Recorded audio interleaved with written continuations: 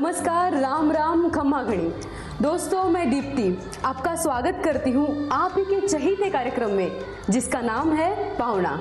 हमारे इस कार्यक्रम में हम आपकी मुलाकात ऐसे व्यक्तित्व से कराते हैं जिन्होंने अपनी निजी जिंदगी से ज़्यादा महत्व अपनी देश की सेवा को दिया, जिन्होंने राजस्थानी समाज के साथ साथ अपनी निस्वार्थ सेवा भाव से राजस्थान का नाम गौरवान्वित किया। तो आइए जानिए, सुनिए और देखिए इनकी निस्वार्थ सेवा भाव की कहानी इन्हीं की जुबानी श्री पुष्पतराज जैन जी से। तो आइए।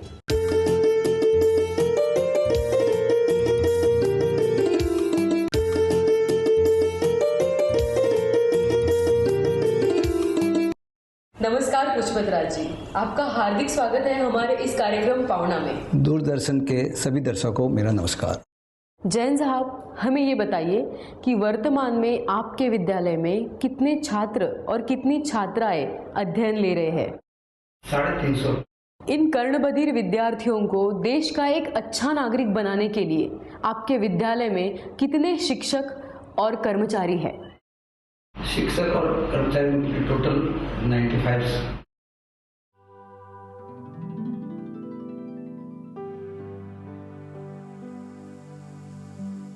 टीचर का जो एहसास होता है या जागरूकता होती है वो पहले से थी, बचपन से थी। स्पेशल टीचर करके काम करता हूँ स्कूल में कि मैं भी कैसे टीचर बनूं और उन बच्चों को उस तरह पढ़ाऊं। और अभी 1990 से मैं ये फील्ड में सिखाती हूँ। मैं एक स्पीच थेरेपिस्ट हूँ। मैं स्कूल में फोटोग्राफी सब्जेक्ट और ड्राइंग पढ़ाता हूँ। ड्राइंग और क्राफ्ट ए सब्जेक्ट पढ़ाता हूँ। मैं यहाँ पे स्पीच थेरेपिस्ट एंड एडल्ट के पोस्ट पे काम करता हूँ। मैं बचपन से यही सोच के रखा था कि मैं इनको जैसे दूसरी टीचर पढ़ाती वैसी टीचर बनूंगी।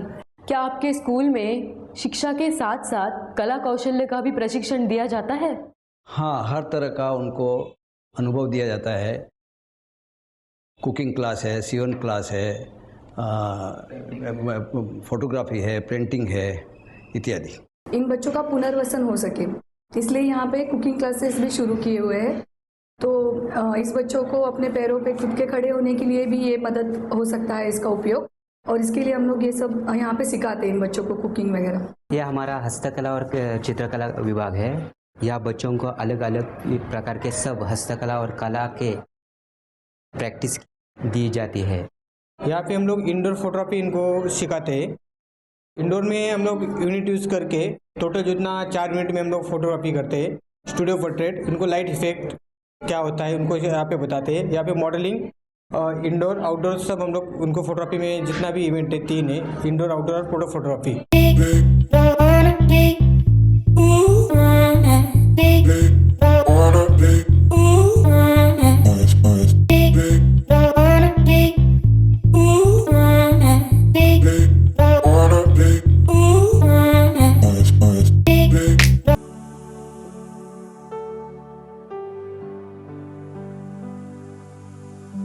आपके स्कूल के बच्चों का शिक्षण संपूर्ण होने के पश्चात पुनर्वसन हेतु कोई व्यावसायिक प्रशिक्षण दिया जाता है क्या? हाँ, अभी जस्ट हमने वहाँ एक शुरू किया, राजमहल है जैन विकलांग प्रशिक्षण केंद्र। उसके अंदर कंप्यूटर क्लास है, टेलरिंग का है, एयर मोल्ड बनाना है। उनके लिए रोजगार का एक शुरू साथ में कर दिया हमने उसको। मैं यहाँ पे विषय शिक्षक पद से काम करता हूँ, लेकिन यहाँ पे सिखाने के साथ साथ बच्चों को कंप्यूटर क्लास भी सिखाता हूँ। ये जो लड़का है ओमकार नाम है उसका, ये 10वीं कक्षा में पढ़ता है और वो शर्ट उसका खुद का शर्ट कटिंग करके बना रहा है।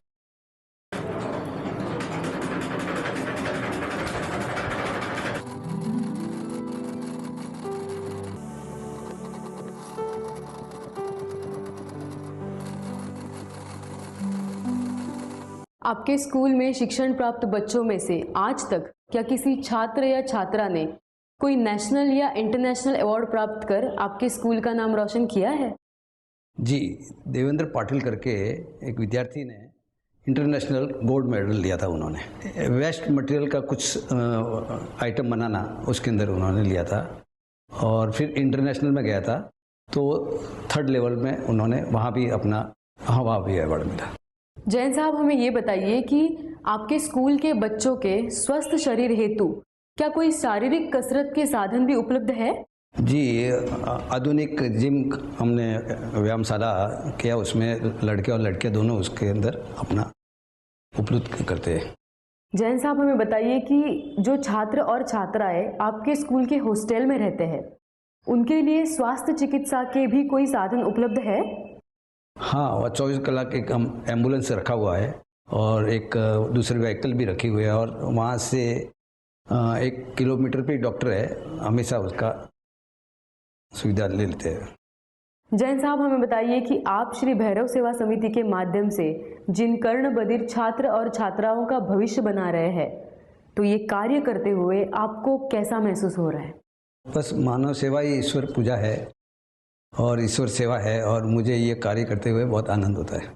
जैन साहब, हमारे दर्शकों को बताइए कि आपके स्कूल में छात्र और छात्राएं महाराष्ट्र के अलावा और कहां-कहां से आते हैं? महाराष्ट्र के अलावा हर स्टेट के आते हैं। जो व्यवसाय के लिए ये महाराष्ट्र में आए हुए हैं, नज़दीक बॉम्बे के करीब में, उनके एक दूसरे के संपर्क से हर स्टेट के बच्चे हमारे यहाँ प्रशिक्षण ले रहे हैं।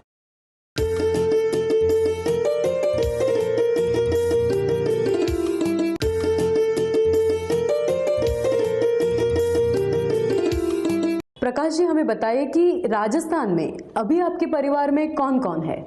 फिलहाल राजस्थान में हमारे परिवार से कोई नहीं है। बड़े भाई थे, वो 1 साल पहले ऑफ हो गए। फिलहाल कोई नहीं है, सब हम भिवंडी में सेटल हो गए। प्रकाश जी, राजस्थानी संस्कृति के बारे में आपके क्या विचार हैं? राजस्थान की संस्कृति के बारे में तो अभी हमने यहाँ भिवंडी में मंदिर बनवाया है हमारे परिवार ने, और गुरु महाराज के हम लोग सेवा कार्य करते हैं, व्यायावज करते हैं। मतलब हमारे साधु महाराज वो चलते रहते हैं, उनको सुबह सुबह हम विहार कराते हैं, वहाँ छोड़ने जाते हैं, लेने जाते हैं।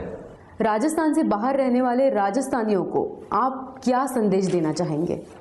बस यही कि भाई वो भी सेवा कार्य में जुटे रहे और समाज कार्य करते रहे। प्रकाश जी, आज आपने जो मुकाम हासिल किया है, उसके लिए आप किन किन लोगों को धन्यवाद देना चाहेंगे? सबसे पहले तो मैं हमारे बड़े भाई को धन्यवाद देना चाहूँगा कि उन्होंने हमको ये रास्ता बताया है। प्रकाश जी, हमारे दर्शकों को ये बताइए कि आज आपने जो मुकाम हासिल किया है और इसके लिए आपको जो जो संघर्ष करना पड़ा है, जी, इससे हमारे आज की युवा पीढ़ी को आप क्या संदेश देना चाहेंगे? बस यही, जो सेवा कार्य चालू है उनको इनमें सहयोग करें और आगे से आगे बढ़े। अनिल जी, हमें ये बताएं कि आपका पारिवारिक व्यवसाय क्या है? हमारा पारिवारिक व्यवसाय ट्रांसपोर्ट से, जो हमारे बड़े भाई साहब राजमल जी 1962 में ट्रांसपोर्ट का व्यवसाय शुरू किया था। फिर कुछ वर्षों में ये उनके भाइयों को सौंपकर वो पूरे सेवा कार्य में लग गए थे, और उसी परंपरा को बढ़ाकर अब हम भाई ट्रांसपोर्ट, टेक्सटाइल और कंस्ट्रक्शन के व्यवसाय में है। अनिल जी, आप अपने व्यवसाय के साथ समाज कार्य में भी जुड़े हुए हैं, तो बताएंगे हमारे दर्शकों को कि किस तरह से आप जुड़े हुए हैं? इसके हमारे प्रमुख प्रेरणा स्रोत राजमल जी है, फिर हमारे बाकी जो राजमल जी के भाई है, पिताजी, उनसे प्रेरणा लेकर हम हमारी पीढ़ी भी इस कार्य में थोड़ा, जैसे समय अनुसार व्यवसाय के साथ में हम ये कार्य देखते हैं। जैसे स्कूल का है, यहाँ पे हॉस्पिटल चल रही है, उसका हम कुछ समय देकर उसमें भी हम हमारा सहयोग देते हैं। अनिल जी, आप जो ये समाज कार्य कर रहे हैं वो सबसे हटकर है, तो हमें बताएंगे कि आपको ये प्रारंभ करने की प्रेरणा कहाँ से प्राप्त हुई? ये हमारे राजमल जी भाई साहब, उनसे ही प्रेरणा प्राप्त हुई। अनिल जी, जैसा कि हमें ज्ञात हुआ है कि आपके स्कूल में निःशुल्क सेवा दी जाती है, तो क्या आप हमारे दर्शकों को इसके बारे में विस्तृत जानकारी देना चाहेंगे? भैरव सेवा समिति द्वारा संचालित श्री नाकोड़ा कर्ण बधिर विद्यालय और श्री भैरव कर्ण बधिर विद्यालय, टोटल 300 बच्चे, उसमें टोटल आवास व्यवस्था, जी, चिकित्सा व्यवस्था, स्पोर्ट्स की व्यवस्था, शिक्षण व्यवस्था पूर्णतः निःशुल्क है।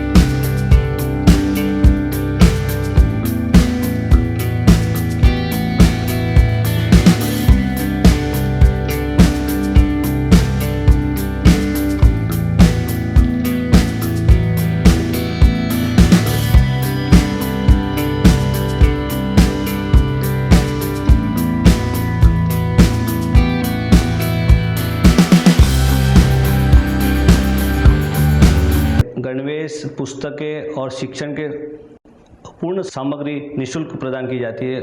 कोई भी उनसे चार्ज नहीं लिया जाता है, वो पूर्णतः निःशुल्क है। अनिल जी, आपकी दी हुई जानकारियों के अतिरिक्त भी सेवा से जुड़ी अगर कोई अन्य गतिविधियां है तो इसकी जानकारी भी हमारे दर्शकों को विस्तार से दीजिए।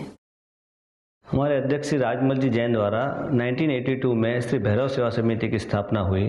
उसी कार्य को आगे बढ़ाते हुए पुष्पत भाई ने एक झोपड़पट्टी के बच्चों के लिए श्री भैरव बाल मंदिर शुरू किया। उस बाल मंदिर में एक गूंगे बच्चे का एडमिशन हुआ। उसको देख के पुष्पत भाई को लगा कि इसको एजुकेशन कहाँ और कैसे मिलेगा। यही प्रेरणा लेके उन्होंने 96 में श्री भैरव कर्ण बधिर विद्यालय की स्थापना की, जो 4 बच्चों से स्टार्ट की, जो आज श्री नाकोड़ा कर्ण बधिर विद्यालय को टोटल मिलाकर 350 बच्चे हैं। 2007 में Shri Bhairav charitable eye hospital की भिवंडी में स्थापना की गई। 1982 से कार्यरत एम्बुलेंस की सेवा भी यहाँ पे शुरू हुई। 2007 में वही एम्बुलेंस हॉस्पिटल के लिए काम में ली गई। 1982 से 1988 तक बिसलपुर की हॉस्पिटल की टीम ने यहाँ महाराष्ट्र में आकर यहाँ आदिवासी क्षेत्रों में आँखों के कैंप लगाकर उन्हें रोशनी प्रदान की। 1984 में भिवंडी के दंगल में भैरव सेवा समिति द्वारा दोनों ही कम्युनिटी में जाकर चिकित्सा व्यवस्था दी गई। 1982 से 1986 तक 10 रक्तदान शिविर लगाए गए, जिसमें 1500 से ज़्यादा बोतलों का कलेक्शन हुआ। 1987 में श्री अनुताई वाघ द्वारा बोर्डी में आदिवासी लोगों के लिए सामूहिक विवाह का आयोजन किया गया, जिसमें 351 जोड़ों ने हिस्सा लिया। क्या बात है। 1986 में देवभान में इसी तरह आदिवासी सामूहिक जोड़ों का विवाह का कार्यक्रम संपन्न किया गया। –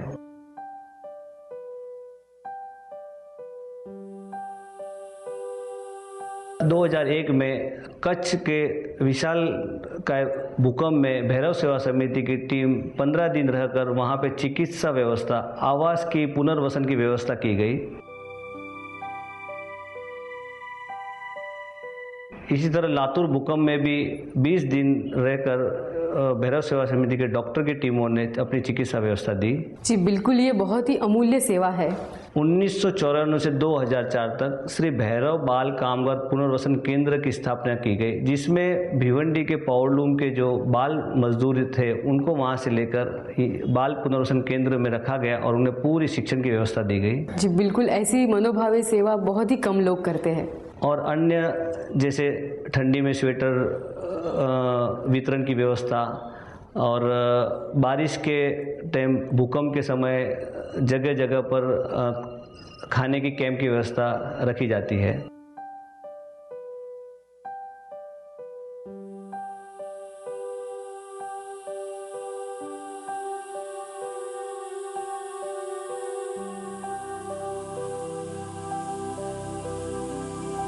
अनिल जी, श्री नाकोड़ा कर्ण बधिर विद्यालय एवं भैरव नेत्र चिकित्सालय से आज आप तीसरी पीढ़ी के रूप में जुड़े हुए हैं।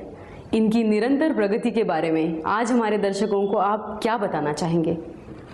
श्री नाकोड़ा कर्ण बधिर विद्यालय एवं श्री भैरव नेत्र चिकित्सालय को आधुनिक तकनीक द्वारा, नए संसाधनों द्वारा ज़्यादा से ज़्यादा मरीजों एवं स्कूल में बच्चों को लाभ मिले, ऐसी व्यवस्था करें, ऐसी हमारी इच्छा है। आप ऐसा काम कर रहे हैं जिसकी प्रेरणा तो बहुत लोगों ने लेनी चाहिए, खासकर हमारे आज की युवा पीढ़ी में।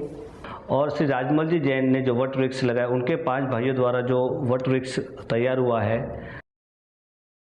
हम 8 भाई उसे और ऊंचाई तक पहुंचाए, ऐसी हमारी इच्छा रहेगी।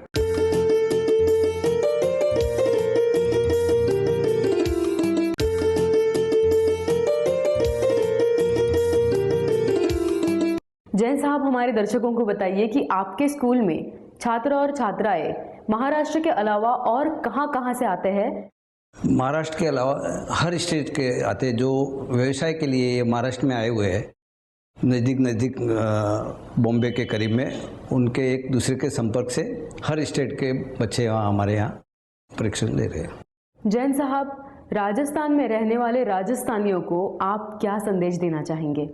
जी, महाराष्ट्र में रहने के बाद भी वो राजस्थान से जुड़े रहे और अपना कार्य आगे चलता रहे। जैन साहब, आज आपने जो मुकाम हासिल किया है, इसके लिए आप किन किन लोगों को धन्यवाद देना चाहेंगे? जो पैरल सेवा समिति से जितने भी लोग जुड़े हुए हैं उनका मैं धन्यवाद करता हूँ। जैन साहब, हमारे दर्शकों को बताइए कि इस मुकाम तक पहुंचने के लिए आपने जो संघर्ष किया, इससे हमारी आज की युवा पीढ़ी को आप क्या मार्गदर्शन देना चाहेंगे? बस ये गतिविधि नई पीढ़ी और इसके सुंदर रूप में आगे बढ़ावे। जैन साहब, आज आपने जो मुकाम हासिल किया है, इसके लिए आप किन किन लोगों को धन्यवाद देना चाहेंगे?